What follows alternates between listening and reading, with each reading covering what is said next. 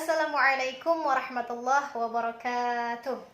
Marilah kita awali pembahasan kita pada kesempatan kali ini dengan bacaan basmalah.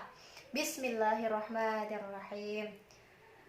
Puji syukur kehadirat Allah Subhanahu wa taala yang selalu memberikan kita kesehatan jasmani maupun rohani. Alhamdulillah. Salawat beriring salam tidak lupa pula kita hadiahkan buat roh junjungan alam, yakni Nabi besar Muhammad sallallahu alaihi wasallam bil kalimah Allahumma shalli ala sayyidina Muhammad wa ala ali sayyidina Muhammad.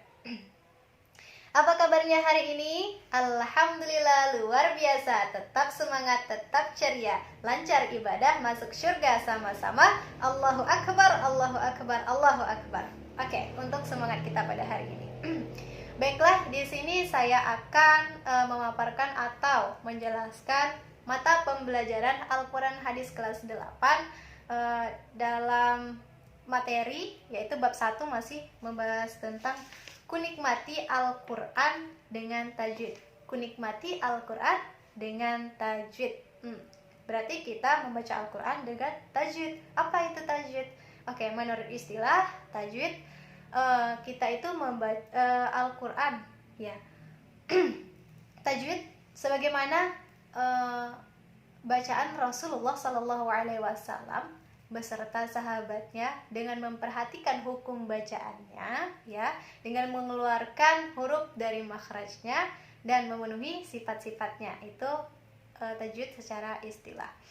Terus juga Allah Subhanahu wa taala juga memerintahkan kita untuk membaca Al-Quran secara tartil, sebagaimana di dalam Quran surah Al-Muzammil ayat 4 yang berbunyi Bismillahirrahmanirrahim warattilil Qur'ana tartila. Apa kata Allah? Bacalah Al-Quran secara tartil. Nah, maka kita diperintahkan untuk membaca Al-Quran secara tartil. Oke, tidak memperpanjang mukadimah, langsung saja ke pembahasan yang akan saya bahas pada kesempatan kali ini, yaitu tentang mat. Nah, mat itu sebenarnya banyak ya, tapi pada kali ini saya akan menyampaikan hanya 3 mat sesuai dengan materi. Nah, mat yang pertama yaitu mat iwad, yang kedua mat lain atau mat lin, yang ketiga mat arid li sukun. Nah, mat arid li sukun. Oke, ketiga mat ini insya Allah kita akan bahas. Kita langsung masuki mat yang pertama yaitu mat iwad. Apa itu mat iwad? Mat artinya panjang secara bahasa ya. Terus iwad artinya ganti. Cara bacanya yaitu sepanjang atau sebanyak 2 ketukan atau bisa dikatakan 2 harokat. Nah, bagaimana definisi secara istilah? Mat iwad adalah apabila ada huruf berharokat fathatain yang terdapat di akhir ayat atau di waqaf, maka dibaca panjang selama 2 harokat dan berbunyi an menjadi a. Bunyi huruf N diganti dengan A. Nah, bunyi huruf N diganti dengan A. Untuk mudah memahaminya, kita ambil contoh saja di dalam Quran surah surah pendek pilihan ya. Kita bisa dengarkan bersama. A'udzu billahi minasyaitonir rajim. Bismillahirrahmanirrahim. Wa khalaqnakum azwaja. Bisa diulangi. Wa khalaqnakum azwaja. Dari bacaan tersebut atau dari ayat tersebut manakah yang disebut dengan mat iwad? Maka yang perlu kita perhatikan dari penjelasan definisi mat iwad secara istilah tadi. Yang harus kita perhatikan ayat di akhir ayat atau tempat kita wakaf. Nah, akhir ayat yang kita wakaf tadi di mana? Katanya yaitu azwaja. Azwaja.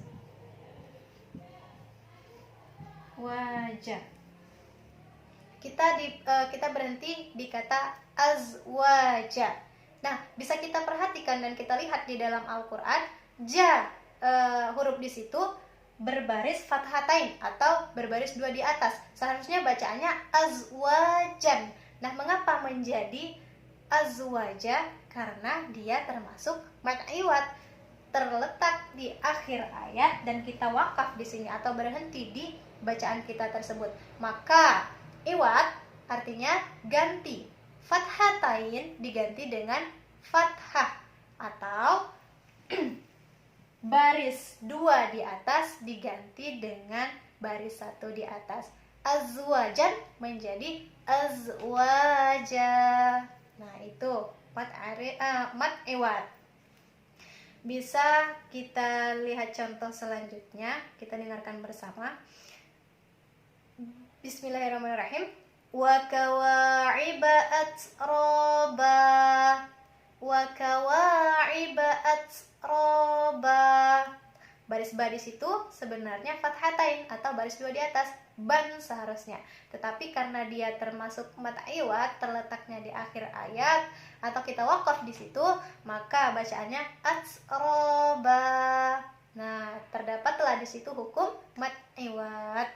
Nah, itulah untuk penjelasan mat iwad. Oke, untuk selanjutnya mat yang kedua yaitu mat lain atau mat lin.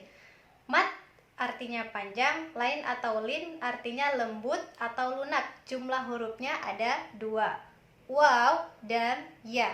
Kita lihat definisi secara istilah. Mat lin adalah apabila ada huruf waw dan ya yang sukun sebelumnya didahului huruf yang berharokat fathah dengan bunyi au dan dengan bunyi ai. Jika terdapat di pertengahan ayat, maka dibaca pendek. Sedangkan jika di akhir ayat atau wakaf, maka dibaca panjang. Boleh 2 harokat, boleh 4 harokat, bahkan sampai 6 harokat. Itu untuk penjelasan definisi mat lain secara istilah.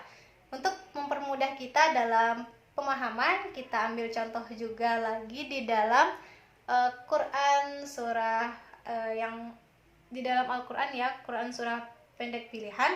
Bisa kita dengarkan bersama lagi. Bismillahirrahmanirrahim. Lasta alaihim bimusaytir. Kita ulangi. Lasta alaihim bimusaytir. Di sini yang terdapat bacaan mat lain atau mat lin di tengah kalimat, di tengah ayat, yaitu alaihim. Ya sukun di sini awalnya berbaris fathah. Huruf awalnya ya, sebelum huruf ya sukun itu ada baris fathahnya. Contoh ini kita bisa lihat di sini.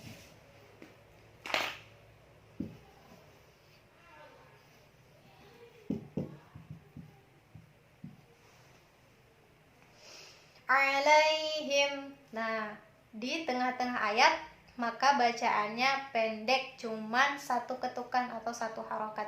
Alaihim, tidak panjang-panjang bacanya. Terus bimusaytir, bimusaytir. Huruf awal sebelum ya sukun itu ada so berbaris fathah, maka di sini dihukumi mat lain atau mat lin. Bacaannya juga 1 ketukan atau 1 harokat karena dia terdapat di tengah-tengah ayat yang kita baca. Dan apabila terdapat di akhir ayat yang kita baca atau kita wakaf, di akhirnya terus ada huruf waw mati atau huruf waw sukun ya, huruf waw sukun atau ya sukun sebelumnya huruf fathah, maka apabila di akhir ayat yang kita baca atau wakaf itu panjangnya yang berbeda, yaitu bisa dibaca 2 harokat, bisa 4 harokat, bahkan bisa 6 harokat. Nah, ini untuk huruf untuk mat lain atau mat lin. Bisa kita ambil contoh lagi. Bismillahirrahmanirrahim. Wa amanahum min khauf. Wa amanahum min khauf. 2 harokat. Wa amanahum min khauf.